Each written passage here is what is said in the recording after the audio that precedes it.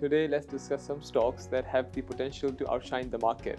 अगर हम अटक रिफाइनरी की बात करें तो अटक refinery has shown tremendous growth with a 5-year revenue CAGR of 23%. Furthermore, the company has a strong balance sheet with a book value of 12.17 rupees per share and cash and short-term investments of 622 per share. Atak Refinery is very likely to sign the amended brownfield policy, and if that materializes, Atak Refinery's incremental earnings impact would be 123 rupees per share.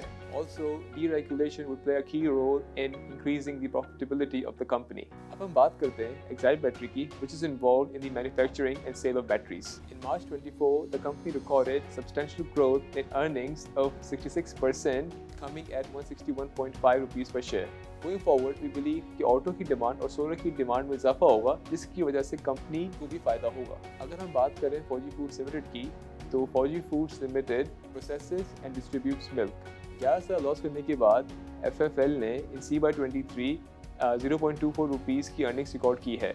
इसकी major वजह operational efficiencies and selling of higher margin products है। Moreover, the company has paid off its debt through the issuance of shares other than right. This has reduced the burden of interest expense for the company. अब हम बात कर लेते हैं Hi-Tech Lubricant की।